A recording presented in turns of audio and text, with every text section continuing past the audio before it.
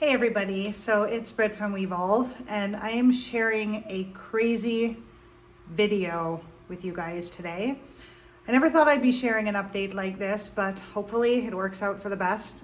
For those of you guys that know me, I'm actually a really private person. I rarely share my personal business or even my trauma stuff unless it really pertains to the channel. I also don't come on here a lot because of censorship. I typically post every week on my platform. I'm a lot more active on Instagram because I'm very minimally censored over there.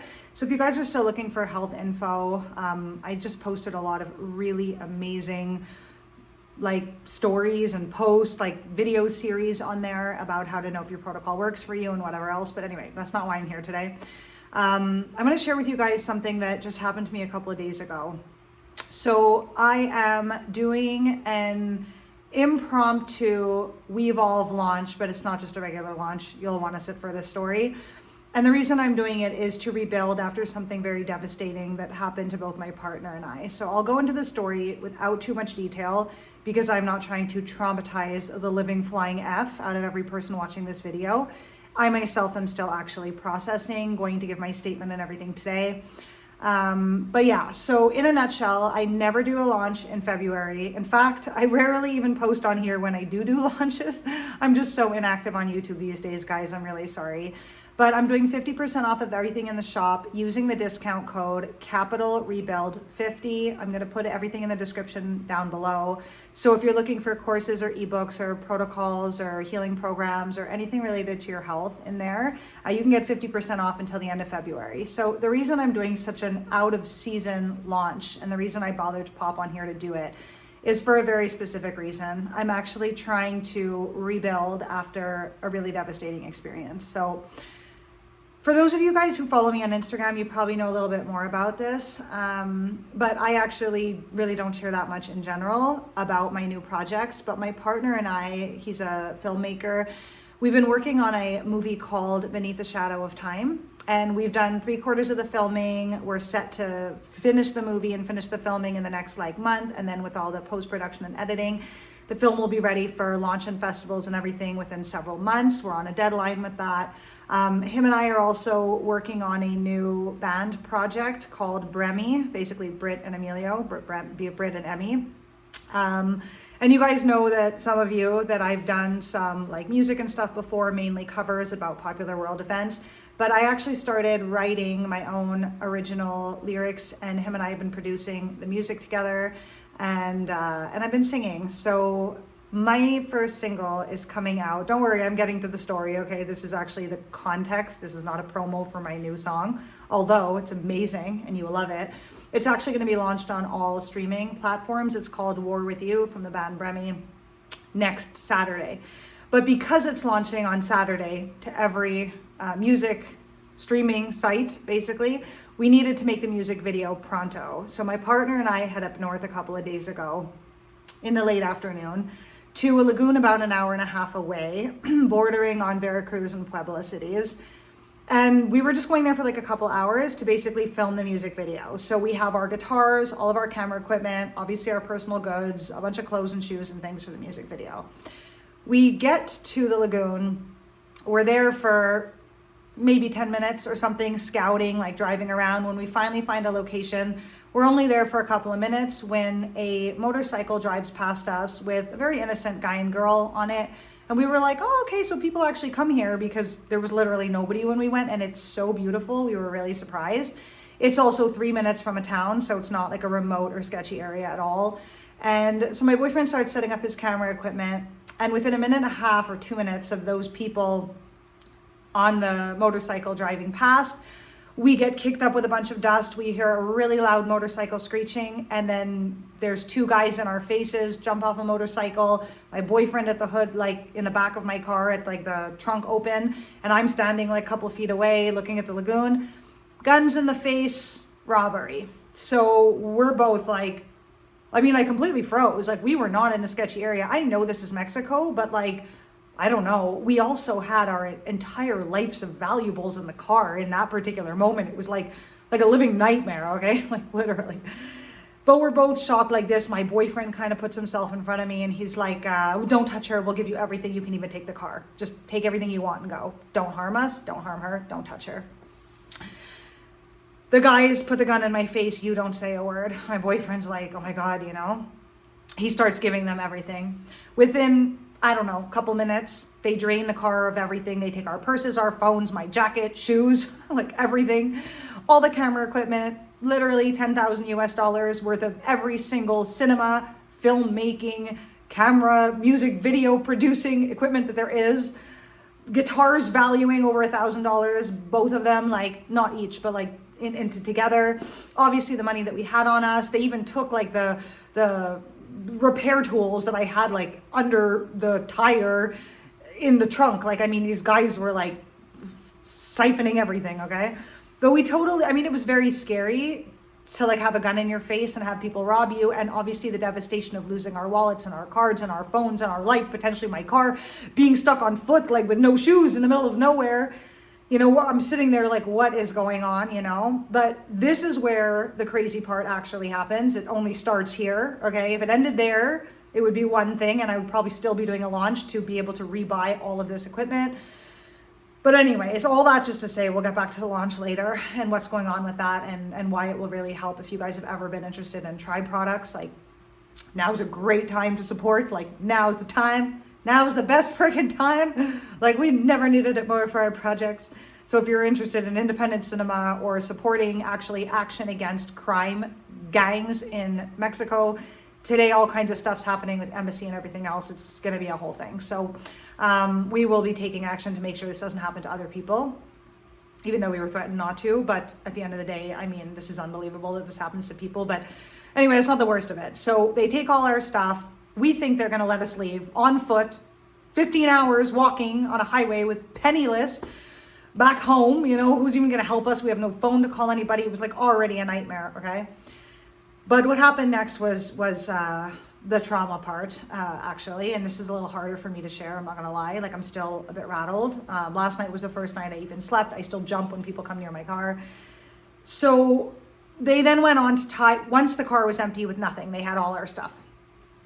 They then tied my boyfriend's hands up, put the gun at me, forced me into the backseat of my own car, took him, thank goodness, forced him into the backseat of my car with me. If they had only taken me, I would have lost my shit, okay? They put him in as well, but he's fully tied up and everything. And at this point, he's looking at me and he's basically telling them in Spanish, he's like, hey, listen, you really don't need to take us. You have everything. Like, we don't have anything. Like, we won't say a word. Just let us go. There's really no need to take us anywhere. Like, you had the best robbery possible. You just walked away with way more stuff than the average person carries around in their car. We even offered to give you the car. Like, just, you don't need to take her or me anywhere. When he starts, I could see the visible stress now, and he's looking at me and he's just like, oh my God, I'm so sorry I brought you here. Like, I'm so sorry. Like, realizing that the real threat is kind of at this point to me. We've already lost all of his stuff and our stuff and whatever. And neither of us is understanding why we need to go. And he just kind of like trying to like, rationalize with them.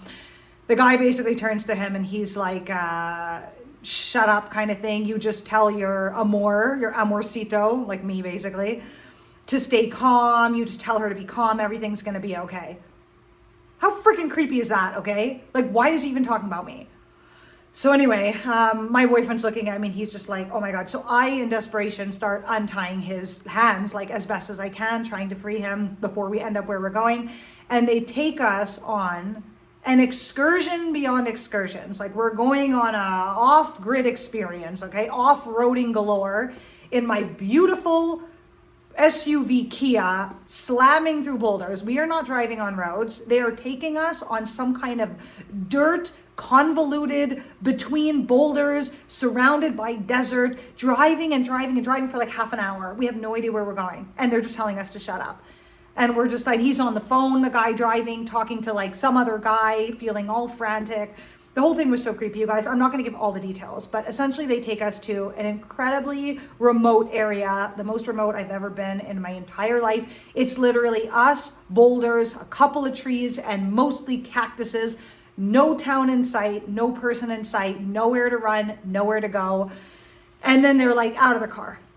Except for me, they wouldn't let me out of the car. So at this point, my boyfriend is like, he just starts trying to humanize me because he's terrified, because when we get there, there's other people on motorcycles, or like some couple down the street keeping guard in a car.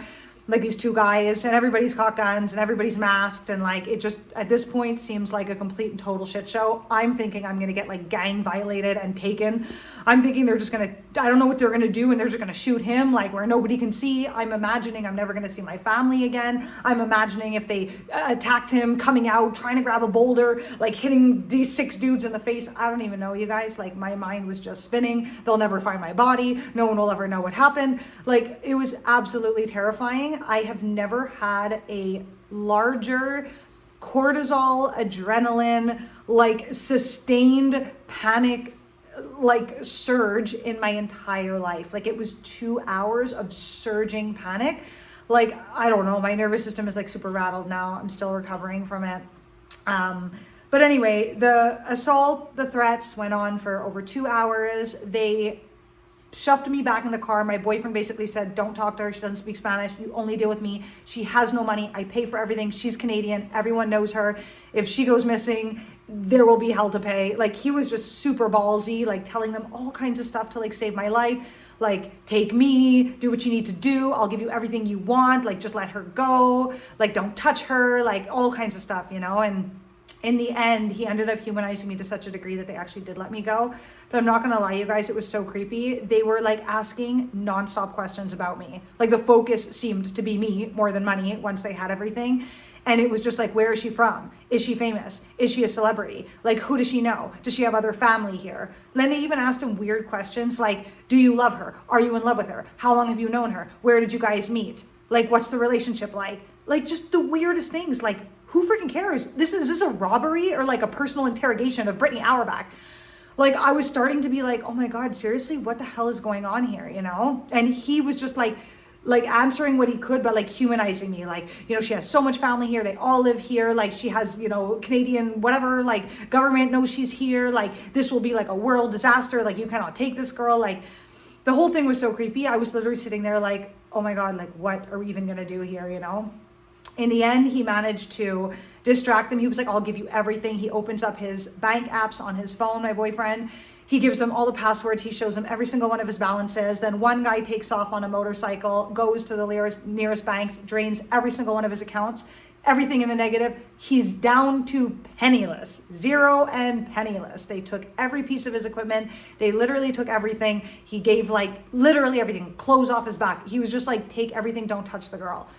And I don't know what he said exactly because I really only understood like half of it or something, but he somehow managed to get some kind of empathy from the guys or something. And in the end, after 2 hours, they let us go. They gave us back the keys to the car. They stuck us back in the car in the back seat, drove us to some remote like dirt road or something. I'm not going to tell you guys everything that happened because it just like, it's super intense and like, it would be just a long, tedious, like over the top, irrelevant story for the majority of people to know. I actually waited many days to even tell my family everything that happened because I didn't want to like stress or devastate anybody. In the end, I'm fine. I was not like violated or anything like that. Like it turned out as good as it possibly could have under the circumstances. We're both totally fine, thanks to my partner. And so, yeah, they basically take us to this like dirt road that leads nowhere, way far from like wherever we're supposed to go to get to the highway. And they're like, you have to go down this road. We have 2 cars of guys that are going to follow you 3 towns down. If you stop to call anyone, talk to police, talk to the tolls. We're like, what tolls? As if we can pay tolls. We're penniless. You took everything. We have to take the toll-free highway home. And we are so like rattled, you know, we get in the car, my boyfriend's like, get in the front seat. We start peeling down that road and these like angry drivers are like behind us, literally following us all the way. We're trying to figure out the highway, like no GPS, like nothing. And we finally start driving back home and they're following us for a while. It was really scary. And the entire time I had to pee, like so bad. Like I had to pee on the way there and we were setting up and everything. And I was gonna pee right when all this stuff happened before we filmed the music video. So I was just sitting there holding in my pee in a skimpy dress up north, like a music video dress, basically like waiting to do the music video. They took my jacket. I was like freezing, having to pee so bad for like over 2 hours while this whole thing happened, terrified, but as if I'm gonna get out of the car and be like, hey, excuse me, robbers, like, mind if I pull down my freaking pants, put my ass out and pee right here? Like, okay, can I just tell you, I was like, body, you better reabsorb your goddamn pee. So anyways, then eventually after that we ditched the guys, I was like, I really need to stop and pee. Like, I'm a girl who drank like 2 liters of water before coming. Women have smaller bladders than men. And even though I don't have like bladder issues anymore, it's still, hello, a girl's got to pee at least once or twice a day. So anyway, we stopped to pee and everything else. I was so jumpy, you guys. Like, anyway, we finally get home and everything else. And now we're trying to rebuild, okay? Because we have an entire crew on standby. We have actors that are paid on standby. We have a time limit to get this stuff done. We were smack in the middle of projects. We had so many plans for this year. My boyfriend's life has been completely and utterly devastated. He lives in Mexico. His entire livelihood, career, and business is based on being a filmmaker, cinematographer, doing videos for people, like making, social media stuff for people, doing like web design for people, but mainly he doesn't do that anymore. And he literally like can't work or make money. Also, they took so much money out of his account that he was saving for his mom, who has to go into surgery in the next few months. So they basically stole his mother's emergency surgery money. I mean, the whole thing is like a freaking nightmare. So I've taken out a line of credit and I'm going to cover what I can with it. I've already had donations from family and friends and loved ones. And believe it or not, actually, even the guy who sends me my packages to Mexico from the States, like sweetest guy in the world, he actually is giving me like 50% off of sending my packages and everything else. Like, there's just been so much love after this situation. It's like, I almost feel like I'm going to cry. When things like this happen, you really see the love. But anyways, I figured that I would try to raise a bit more money to put towards this, because it's really hard to shoulder a cost of like, dozens of thousands of dollars worth of loss, or like whatever, 15K, somewhere between 10 and 15K worth of loss. So nobody, today in this world has that money just kind of sitting around, even though I have a good business. So yeah, rather than it taking us like 6 months to a year to rebuild and be able to like repurchase all this stuff, putting all our projects on hold until 2027, risking botching our premiere of our first song because we don't even have a music video for it, like, and just losing the mileage on that and everything. Like, now at that point, that's what feels like most devastating. So I'm doing this impromptu launch in case anybody here wanted or has been like on the fence about. Oh, sorry, my battery was like dying. Let me plug in my phone. In case anybody was on the fence about, We've Tried products, or wanting to, get healing protocols or anything else, or just wants to support a really good cause, whether you donate or not, I'll put my PayPal information down below to donate directly to me. 100% of the money from this is going to purchasing camera equipment, getting back all the stuff that was basically stolen from us, as well as seeking justice about what happened.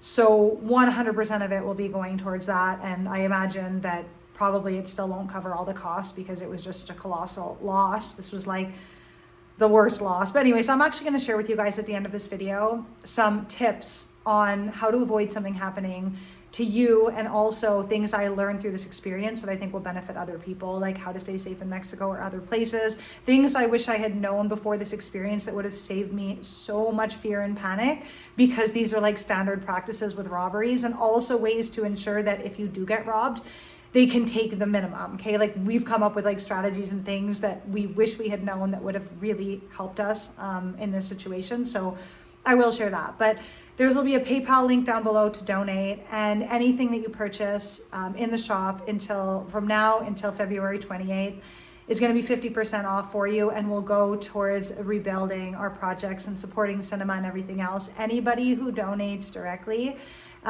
is going to have their name in the film, like if you send in PayPal or whatever else. So we will personally thank you for helping make the project possible after everything that happened. At our premiere, you will be permanently in the credits of the actual film. That film is going to be in, I don't know, possibly like 25 to 40 different film festivals around the world. So you'll be recognized, my friend, for your contribution.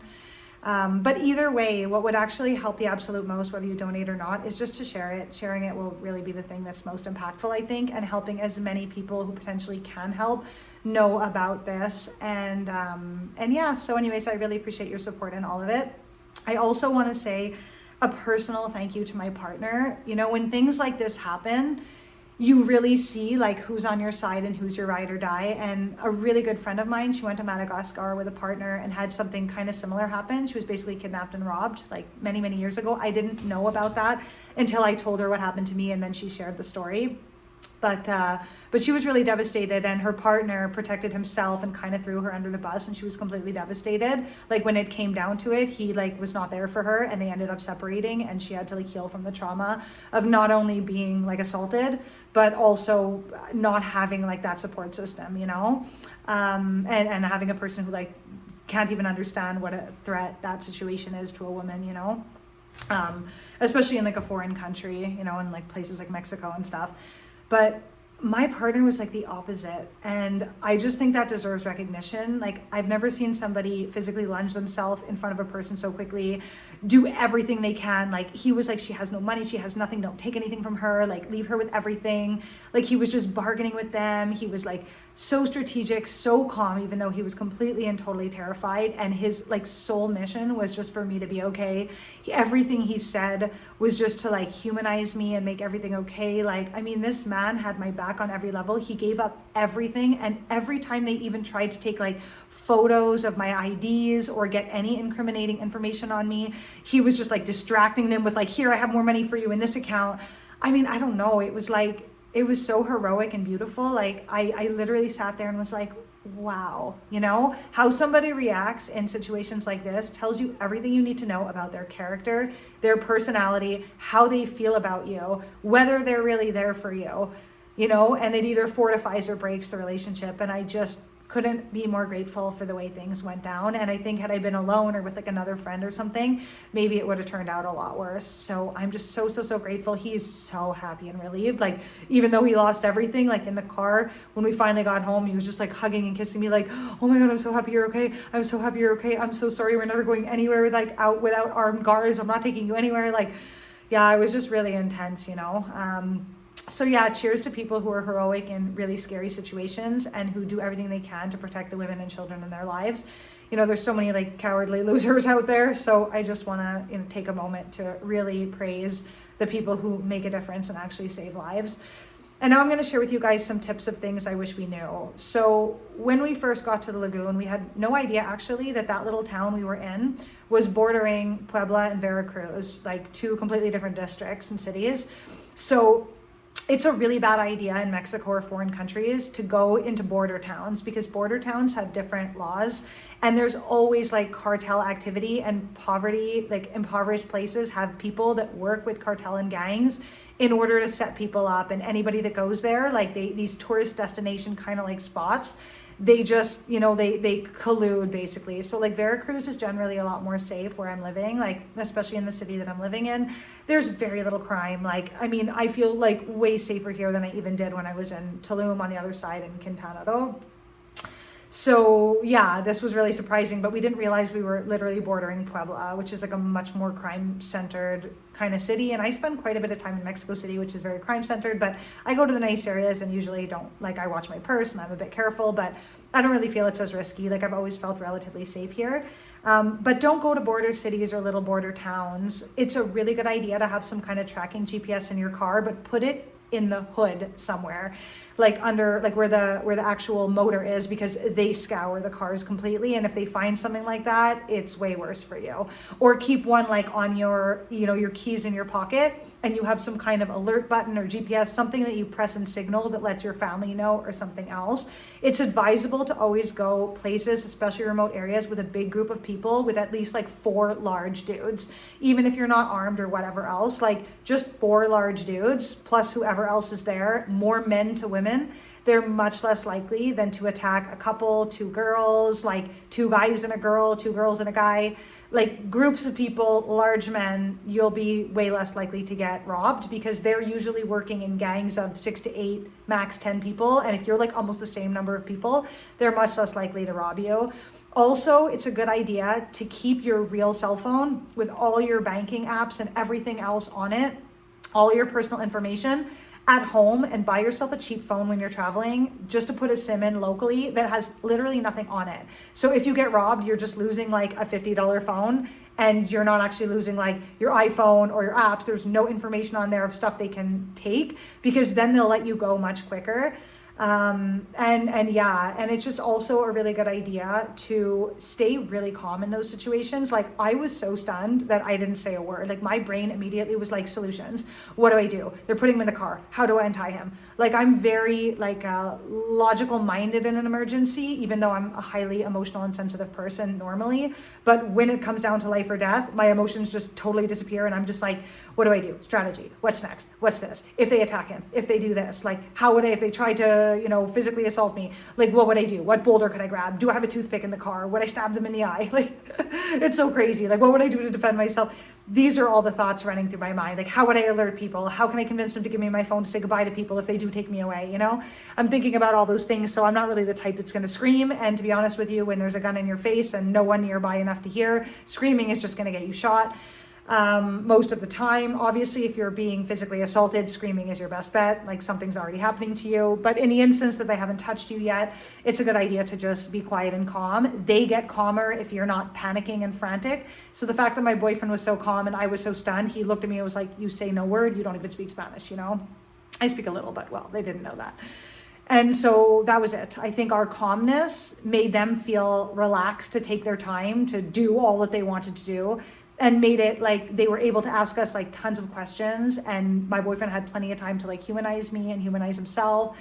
The creepiest part about this whole thing, I'm not going to lie, you guys, is the questions they were asking about me. Like, so freaking creepy. But anyway, let's move along from there. Back to protection. So if you ever see scouters, you have 30 seconds to get in your car and leave. If you're somewhere remote and a motorcycle with two people, usually girls or a girl and a guy, it's rarely two guys and it does not feel threatening. You immediately run to the car, lock the car, turn it on, and drive away as fast as you can, already calling 911, okay? And alerting people and honking your horn like, duck, duck, duck, duck, duck. You basically draw attention to yourself and get out of there as fast as possible. The likelihood that they're gonna shoot your tires and stuff is really slim to none, especially if you're driving really fast, kind of like this, like you'll get away. But you have a very short window. The scouters pass, the other guys are already on their way. The scouters are just making sure you're fully alone or unarmed or whatever. So if you ever have that happen, my God, you go immediately. Secondly, don't go places without protection, bringing like all your camera gear and all your stuff. Like, we now feel so silly doing this, but we're two artists. We always go everywhere with like we had to film a music video. We needed all that stuff, But now we're going to film our videos like in much more safe places, or we're going to go with police or military escorts. I'm sure that I'll get help with all of that when I go to the embassy and everything else. Actually, we're going either like in an hour if they have space. If not, we're going tomorrow to share all that stuff and everything else. My boyfriend's mom actually works in the crime department here. She's one of the leaders in the movement against assaults against women. So she helps all the time with like domestic violence cases and keeping women safe and protected and whatever else. So she already has mad connections here about that. They kind of like robbed the wrong people, if you want my honest opinion. And I'm sure the Canadian government will not be so happy about all of this, but anyway. So yeah, those are things to know. And like, I had no idea that they weren't planning on like, taking me into a freaking underground ring or something. I completely thought that like this was going to be the end of me, and that's why it was so scary. I didn't know that they like always take you into a remote area to like drain your bank accounts, and that's standard practice. It would have kept me way more calm, and also my boyfriend would have panicked way less at the thought that they're like about to take his like girlfriend, and everything else. It's really important to humanize yourself in whatever way you can, even if you only speak half the language. Like, if you can mention that you have children, if you can mention that people know you're there, if you can, without seeming desperate, but like when they ask questions, like you always humanize yourself. Like, be really compliant, be really kind, like don't fight them on stuff, like seem scared and innocent. It's way better than like fighting and seem aggressive, or, like just be like, if you just let us go, like we won't even tell anyone, like we just want our lives, like stuff like that really helps. If you're a woman, then obviously like wearing protective clothing and gear. Like, they stole my jacket. I was just sitting there in a dress, freezing my ass up north. There was nothing I could do about it. But if you go into remote areas, like even if you're going to film a video or whatever else, like bring your nice clothes, but just wear like ugly sweats and something else, because you never know what's going to happen. Things like that, right? Like these little tips, they would make a huge difference. I don't think I have certain protection gear and stuff here. Like I have like pepper spray and all that stuff. But in that particular instance, with gun right in your like mouth practically, basically like pulling out a taser is just going to get you shot. So it's kind of better to just comply. But if you don't have a phone with all your apps on you, walk with very little cash, always leave your cards at home, take photos of your cards, just bring like your driver's license, something you could kind of live without for a while. Don't keep your bank cards and things on you. Like, you just be like, I don't have anything. Like, I'm a tourist. I ran out of money. I'm like a backpacker. Even if you're 80, who cares? They don't know. This kind of thing, and that way, like, you have a cheap phone. They can't get anything. The worst is just a trauma. They let you go much faster. And just keep an eye out. Like, if anything seems shady or whatever, you just dodge, and if you go to like a popular place or something and you don't see anyone there, like, don't stay. Unless it's like chock full of people, don't stay. It's weird. Like, why wouldn't there be people? It's a beautiful lagoon. We kind of should have known better, so yeah, I really hope this helps someone out there. So the sale is going to be until February 28th. And yeah, I thank you all in advance for your support, for any donations, also just for sticking around and hearing my story. I want to ensure everybody that I'm literally totally fine. Like, in the end, I was a little rattled, got thrown around in the car, got tossed around by burglars a little bit and things like that. But well, for the most part, I'm okay. And yeah, just like even starting to feel calmer and better. And now I'm just on the building phase. So for all of your concern, you don't need to worry. I've been through a lot of trauma in my life. This is just the latest thing, it seems, although this was a really scary one, honestly, like maybe the most in terms of like fear and stuff in that moment. But it was a lesson learned. Life always is. We live in a world with a lot of beauty in it, but also a lot of darkness and shadow still.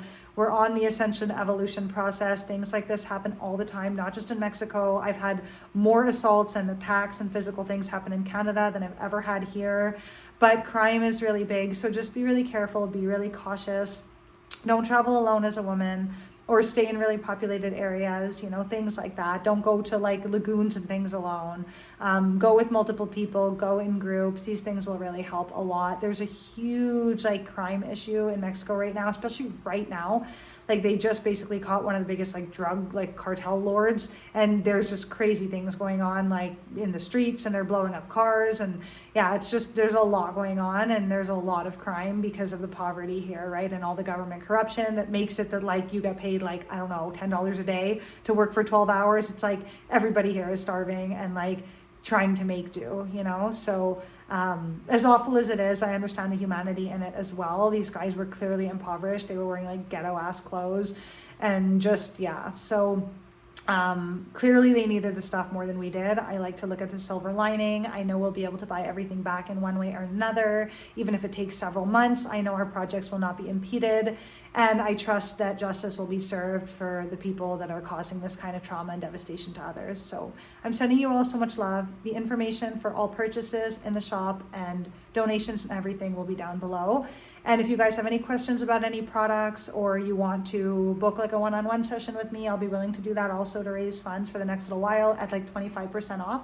So if anybody's been wanting more personal help with their health, you can check out those links. I'll actually put them down below as well. Or actually, I'll put my email address so you can email me, so I can send you the 25% off personal link, which I'll have to create like per person kind of thing. So I'll put my email there as well. It's the same one as PayPal. You guys can email me and my team, and we'll get back to you with a link if you have interest in a one-on-one session with me. It's actually not something I typically do. Like, every now and then I'll do it for like a week if people really want it, but I'm willing to do it, now, kind of like more sessions and stuff, even though the schedule's crazy and there's so much going on, because first of all, I think it's really nice to have a personal touch. When things like this happen, it really makes you realize how much you appreciate connecting with people, helping people. One of my like staff members that handles the social media and emails and things like that, like part of the email support team, she wrote me like, oh, we're getting a lot of emails from people that are having like health stuff. Like, I know you're going through a lot. Like, should I tell them that you'll get back to them in like a week? And I was like, no, oh my God, I want to get back to them now. Like, nothing makes you feel better after a trauma than actually helping others. At least that's how it is for me. So yeah, if there's anybody out there with stuff going on, it'll be nice to have the distraction of helping you get perfect health.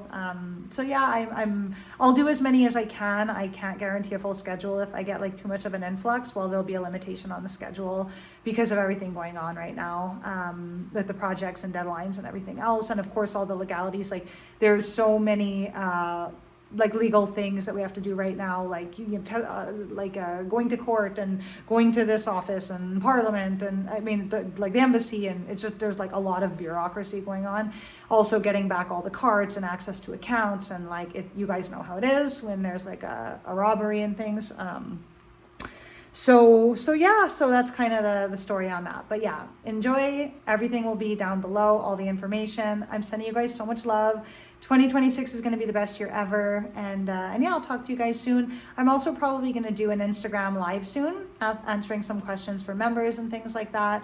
And also, I know a lot of people are going to have, questions about all of this craziness.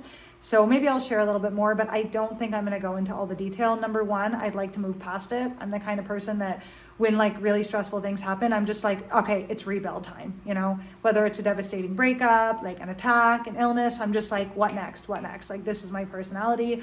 I don't like to marinate in it. I don't like to like sob story it. I don't like to like victimize myself for a long period of time. I let myself process. But then it's rebuilding, right? Life is about what are you going to do with what happened, not letting it ruin you. So that's my modus operandi in life in general, and this situation will be no different. Justice will be served, my friends. And yeah, I love you guys. Happy 2026. Thank you in advance for everything, and we will chat soon.